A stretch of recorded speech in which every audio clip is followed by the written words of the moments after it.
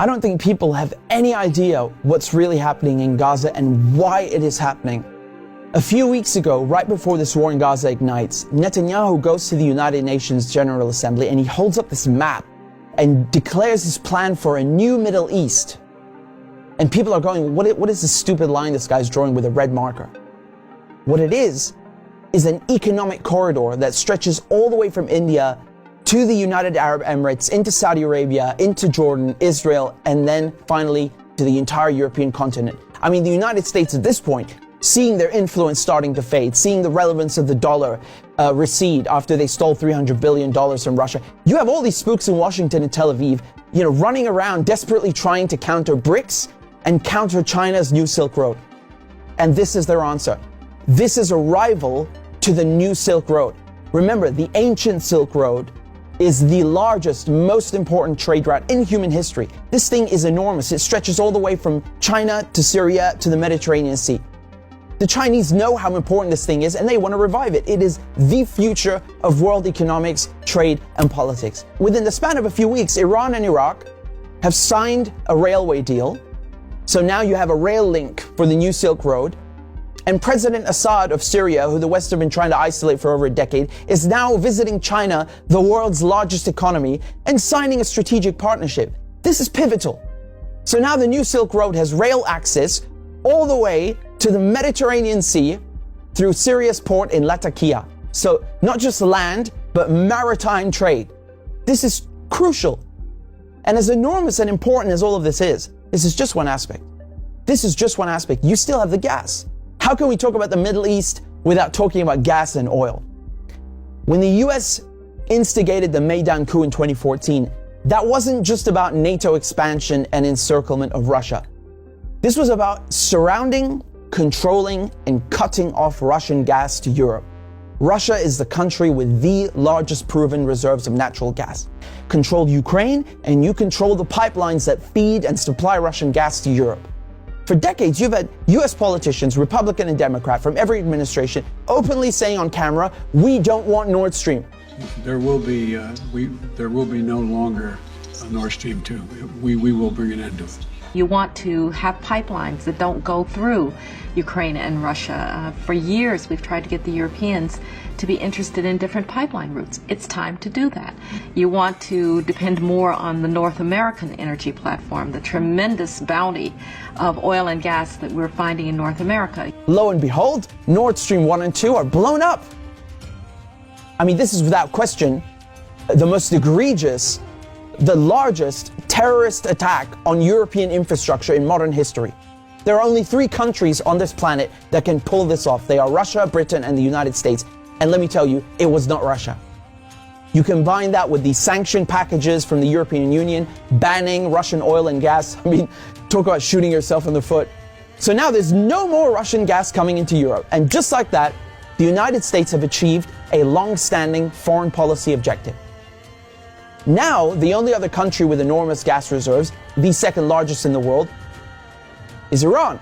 Iran signed the nuclear deal in 2015 and 2016. They're complying in every way imaginable. The IAEA at the UN cannot be happier. And then the United States, the guys who orchestrated the whole deal, go back on their word and they rip it up just like that and reimpose sanctions on Iran. So now Iran is barred from selling its oil and gas to Europe and others. So Russia and Iran, the 2 countries with the largest gas reserves, are out of the picture. Then Israel, all of a sudden, proposed themselves as a solution to the European Union's gas shortages. Take our trilateral energy, for example, that we closed in June with Egypt and Israel. It has played an important role in our strategy to get rid of the Russian fossil fuels. How convenient. How convenient. In 2010, they conduct a geological survey and find this monstrous giant gas field in the Middle East. It's called the Leviathan, and it's in the Mediterranean Sea on the Levantine Basin. That means it's right off the coast of Palestine, Lebanon, Syria. Syria initially declines offers over its gas reserves and simultaneously refuses to lay pipes for a Qatari gas project. What a coincidence! Barely a year later, war breaks out in Syria.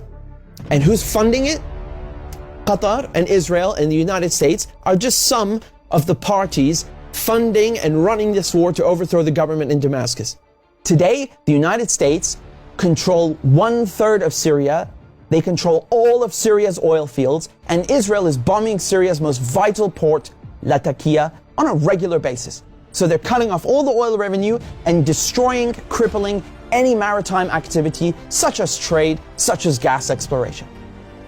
Another major port on the Levantine coast is in Beirut, which mysteriously explodes in 2020.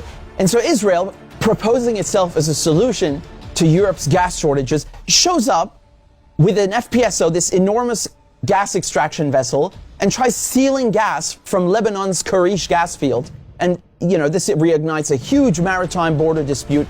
And Israel has to go and beg the United States to solve this diplomatically, because Hezbollah said, if you steal 1 cubic inch of our gas, we will fire our missiles on your ship. Now we come to Gaza. Gaza also has its own unexplored gas fields. Gaza is also a concentration camp run by the Israelis, and it's been under siege by Egypt and Israel under naval blockade since 2007. I mean, you can't even fish properly, let alone extract gas. And so now, the Lebanese, the Syrian, the Palestinian ports, they're all out of action, and the only working port left in the coast is the Israeli port on Haifa. I mean, how convenient. This makes Israel the only one able to explore gas and implement an economic corridor like the one that Netanyahu held up at the UN. So in other words, Israel and the United States together killed off all the competition, stole their goods, and cornered the market. But as winter is approaching, Israel desperately needs to get that gas for Europe. But there's no stability. There can never be stability in the region without solving the Palestinian question.